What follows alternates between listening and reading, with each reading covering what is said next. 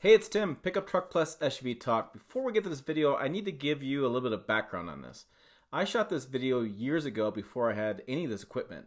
And so the video quality is not so great, and audio quality is not so great, but the content still kind of works. So I thought, I'll ask you guys, the audience, if you want to see it, and you guys all said yes. If you're watching this and you're going, what's all this about? Well, I found this video, like I said, in the archives. I'll go ahead and polish it up a little bit as best I can.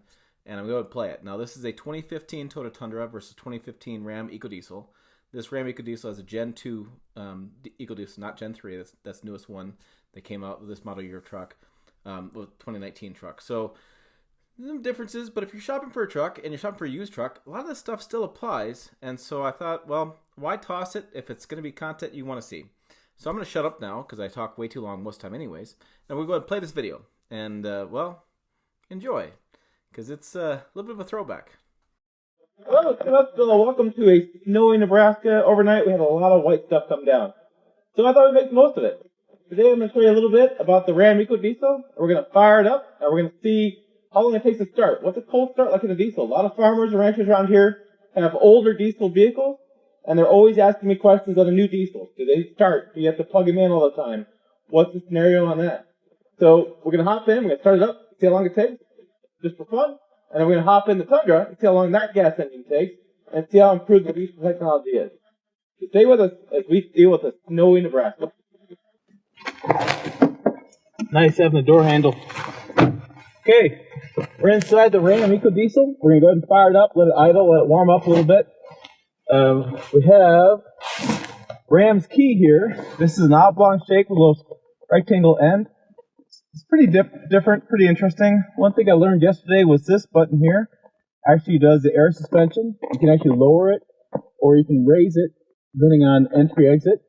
What's great about that is you can lower it, and then it allows you to get the cargo out of the back a lot easier, or to get in and out, which is usually a struggle for me with Ram trucks. Let's fire it up.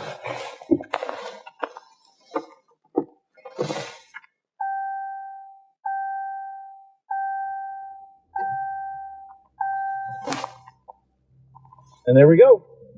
It did have to pause for a little bit, but it did fire right up.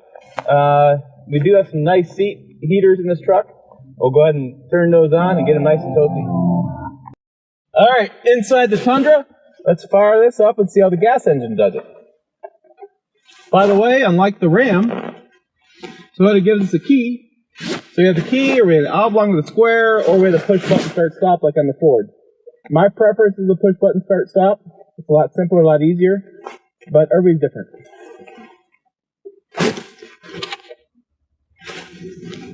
And there it goes. Fires right up. So we'll go ahead and let this run a little bit, get the snow off of it, and warm it up. So we'll keep moving along. One thing I think is pretty interesting is the difference in sound between two trucks. People want to know, does the diesel engine still sound like a big bad diesel engine, or does gas engine sound a little bit better? So I'm going to let it run, turn on the audio, and let you guys hear the difference. By the way, I forgot to mention, it's 19 degrees out this morning. So it's a nice crisp morning. So that's pretty good for these trucks to start up that fast. In case you didn't know, right here, this is the Tundra, the I-Force 5.7 liter V8.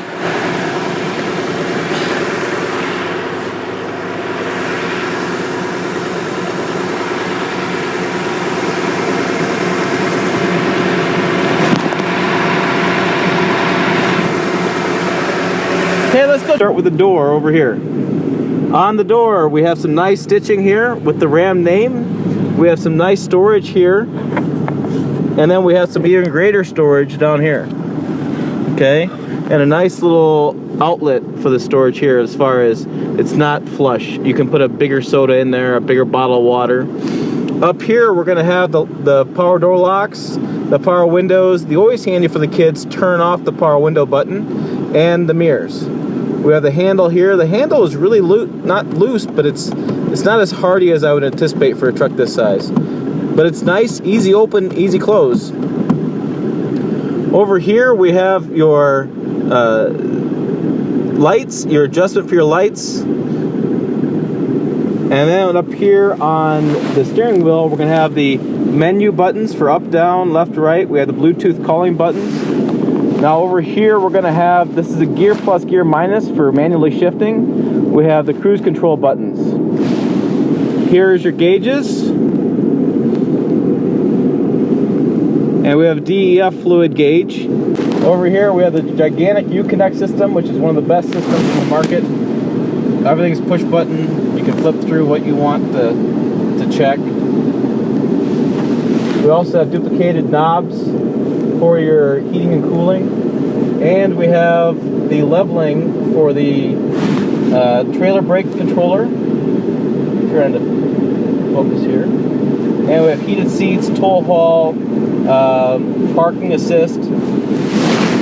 Over here is their turn dial, which is their turn dial shifter. One thing to notice is there's no M, there's no manual, so you have to do all your manual gear shifting on the steering wheel with the buttons.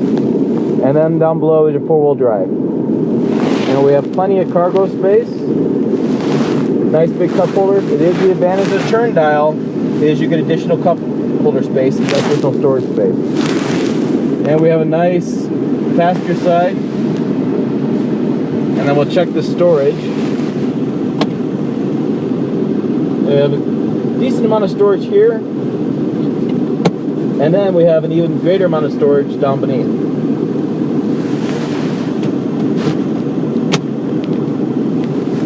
And we have USB plugs right here. What's nice is you can put your phone in here, let it charge, and then keep everything nice and clean.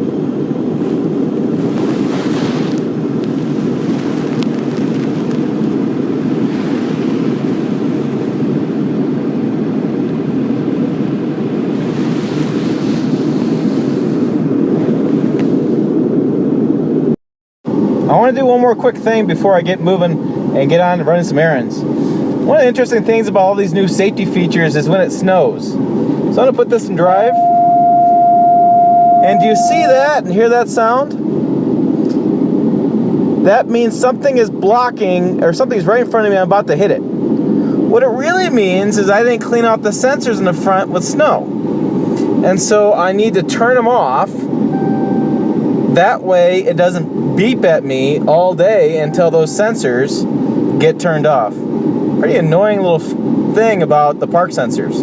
They're great when it's clean and dry, but you get them dirty, muddy, or you get some snow on them, and they're really not all worth it. Alright, here we are. We're driving the 2015 Ram 1500 EcoDiesel. We're doing 65 miles an hour. Arrow is engaged. We're doing a little highway driving here. 65, by the way, is the speed limit. We're going to go up this Wildcat Hills, which you can see over here. It's a gradual climb, I don't know, maybe a mile, maybe longer. We're going to let this play. I'm taking this video on my cell phone. So as you're seeing it move, that's my hand that's adjusting to the vibrations in the road and the vibrations in the vehicle. Currently, the Ram 1500 has the Aero Ride engaged, which means we have sunk down, I think it's gauge 2, so we've sunk down an inch or more to get a more aerodynamic riding position. This will help in the fuel economy. This is a 4-wheel drive version, and according to the sticker, it is EPA rated at 27 miles to the gallon. Currently, it has 946 miles on it, so I don't know if we have a good sample to figure out what the fuel economy is. But flipping through the menu system here, let me see what we have.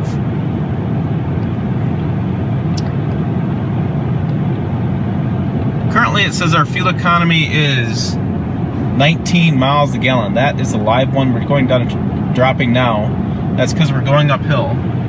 This does have the 8-speed transmission. What I found today is I was driving 50 miles an hour and it had shifted to 8th gear. And the shifting was pretty smooth. You could still feel it a little bit. It wasn't like it was lurching, but you could definitely notice it was shifting gears. But 8th gear at 50 miles an hour takes a little bit to get used to. That was a little strange. It was at 1500 RPMs, so it definitely was maximizing fuel economy.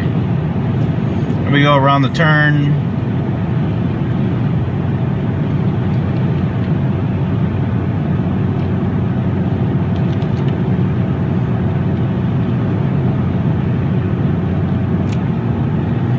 just downshifted. There is a gear button located right here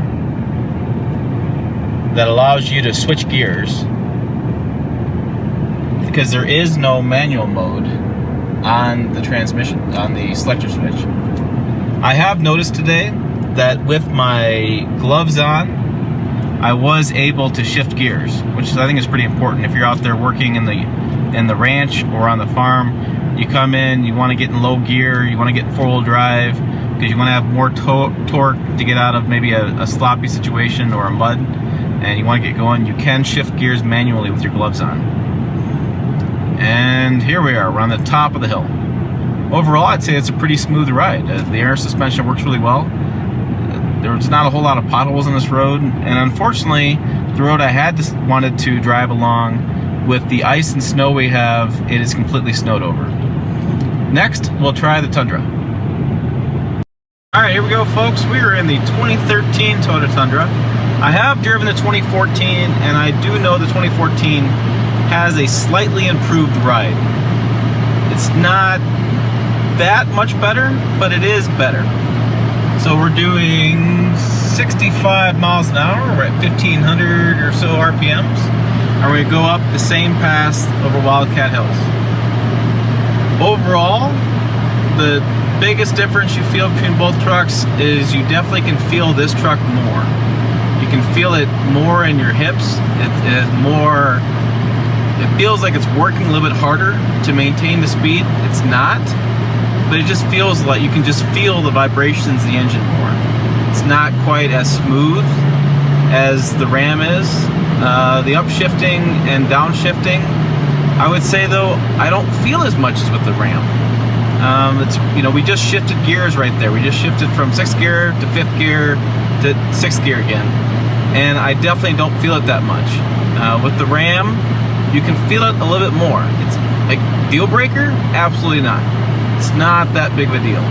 However, it's just something to notice, and I think that's more to do with the 8-speed transmission and the shift points in 8-speed transmission versus this 6-speed that's in the Ram, or in the Toyota has the 6-speed. We go around the corner here, and as you can tell, it's a smooth road. The ride quality is about the same on the smooth road between both of them. Like I said, I can feel the Tundra working more. Overall, I think the Ram absolutely has a better ride. Is it that much better that I would pick one vehicle over the other? I don't know that I would. It depends on what your personal take is on the ride quality. It depends on the areas you're driving in. I've driven in many different states. I can tell you there are states and areas that the Toyota doesn't do well in.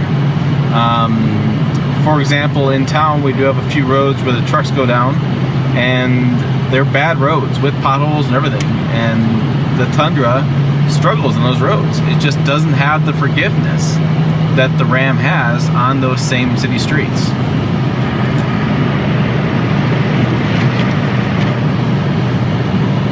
Got a little ice on our windshield and a little water from the recent snowstorm that came through the area. We're just kind of cruising here. We're in 5th gear now. You can just feel that. You can feel we're going up a hill. I don't know that I felt that same thing in the Ram. Again, it's the torque of the diesel engine. It's going to be the 8-speed transmission. They're going to make that change. And as we get to the top here, overall it's fairly smooth. There was a bump right there. I could feel that bump more than I would in the Ram. I could feel it work a little bit harder than the Toyota. Again, that's going to be that diesel. It's going to be that 8-speed transmission. It does make a difference on your driving, and it does make a difference on the ride quality. Well, after a couple of fun-filled days of driving the Ram around town, it's come down to the conclusion. Which one do you go with? After thinking it over, doing some specs, looking up some stuff online, the answer is, I don't know. The Ram has a great ride quality. It's really powerful going up hills. the torque, the 8-speed transmission keeps you in the power band for a longer period of time. It's a smoother ride. The Tundra, you feel it more. You're more of a truck. It's more of a hardy truck. It's more of a, to me, the Tundra is more of what a truck used to be. The Ram is more the truck of what we're going to. That's a bad thing and it's a good thing. The Ram has a ton of new features. The air ride suspension, the new diesel engine, the 8-speed transmission, all the gadgets inside. It's really a fun truck. I probably don't get even close to scratching the surface and all the different accessories. However, more stuff that can break. The Tundra has a lot less stuff.